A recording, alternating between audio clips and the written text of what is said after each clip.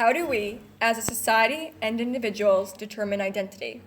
What role does gender play in shaping our perceptions?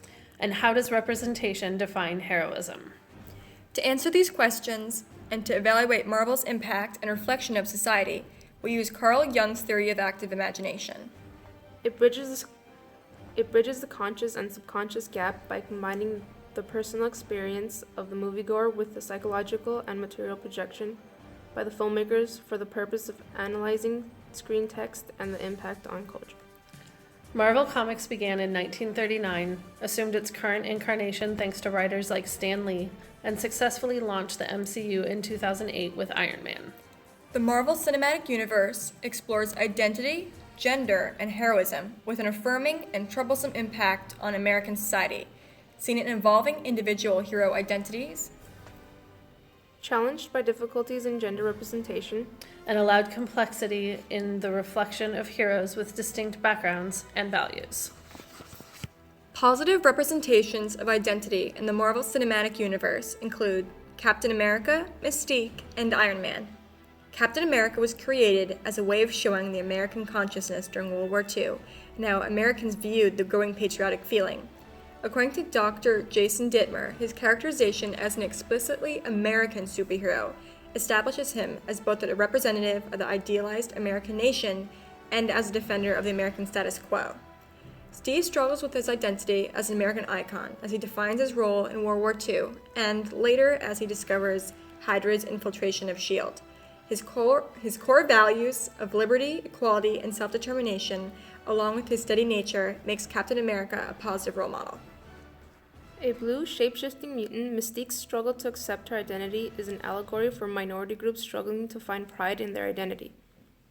In an interview with Collider, Bryan Singer discusses projecting his experience as an LGBT individual in making X-Men. This is reflected in Mystique, who opts to pass as normal, taking on the form of a white, blonde, attractive girl, even among other mutants. Through X-Men First Class, Mystique learns to love herself and be proud of her mutation. Mystique and Captain America, Tony Stark is a positive representation of individual identity. Tony is the son of the legendary Howard Stark and a genius. A man of extreme privilege, Tony struggles with his identity in the MCU. After discovering that his weapons were in the hands of terrorists, Tony asserts his independence by breaking with Stark Industries' weapons business and focusing on beneficial programs.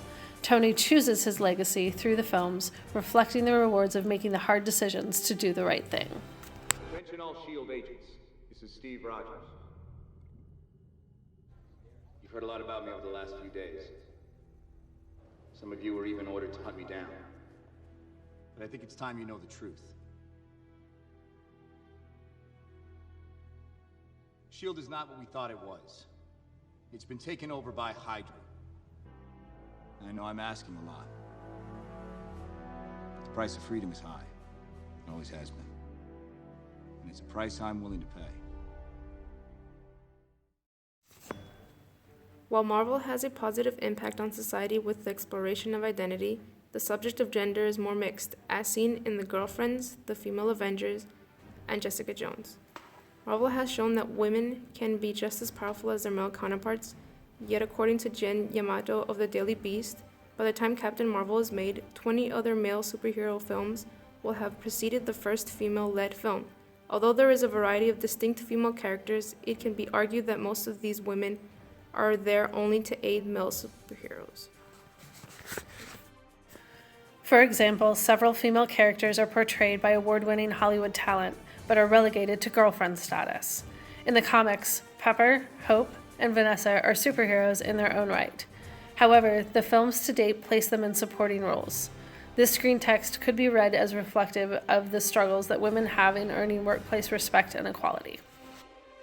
Black Widow and Scarlet Witch, at least, are part of the Avengers Initiative and fight alongside the male superheroes. However, neither character has a solo film. Black Widow appears in 5 MCU films, supporting Captain America, Hulk, and Iron Man. In her second film appearance, Scarlet Witch is placed under house arrest in fear of her power. These characters are the epitome of a mixed representation of female superheroes. Headed in the right direction is the digital properties Jessica Jones, created by Melissa Rosenberg. The television show subverts troublesome tropes and tackles volatile issues to move in a positive direction for Marvel's track record with gender.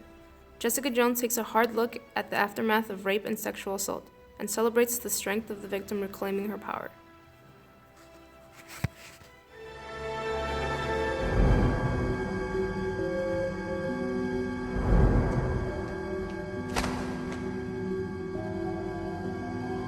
Let go of me, Jessica!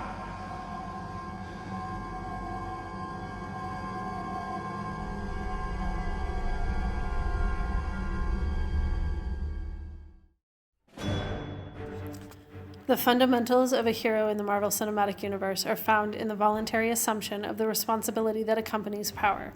Steve Rogers, Wade Wilson, and Tony Stark are affirming embodiments of heroism. Steve begins as the perfect soldier, willing to undergo great pain and possible death in order to serve his country. As Captain America, he is ultimately defensive in nature, only using a shield, his strength, and his leadership ability to fight the forces of evil.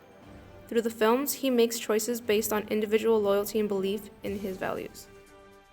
On a different spectrum from wholesome Steve Rogers, pansexual Wade Wilson exemplifies a different kind of heroism. He's a mercenary who gleefully torments guys who are worse than himself. As a positive reflection of heroism, Wade makes choices for love. Love prompts him to face his fears rather than hide behind a mask. Love plays its part in Tony's character arc, making Iron Man a positive impact on the definition of heroism. According to T.M. Yates, Pepper continually saves Stark's skin, thus undermining his chauvinistic quirks.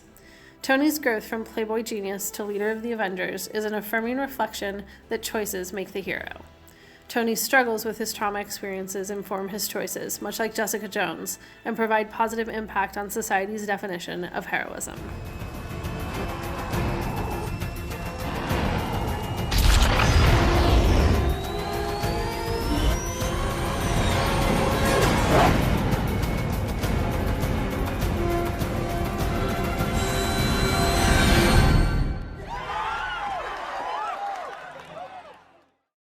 It's time for opposing views.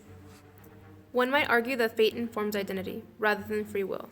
Why they're wrong. The evolution of the heroes in the Marvel Cinematic Universe is tracked through the choices each hero makes and how those changes inform their identity. One might argue that limiting the female heroes to support roles negates the positive representation seen in Black Widow, Scarlet Witch, and Jessica Jones. Why they're wrong? The MCU is evolving, and a recognition of mistakes and harmful tropes is vital to the progress the MCU is making in gender representation. One might argue that the deeds, rather than the intent, is what makes heroes in the Marvel Cinematic Universe. Why they demonstrate the long-held preconceptions of individual identity can change markedly. While there is currently a lack of female leads in the Marvel Cinematic Universe, the growing representations seen in Black Widow, Scarlet Witch, and Jessica Jones indicate a positive direction. And the evolution of diverse heroes with differing backgrounds and circumstances, embodied in Captain America, Deadpool, and Iron Man, provide affirming blueprints of heroism. Growing up Marvel means tapping into a rich well of powerful representations of identity, gender, and heroism.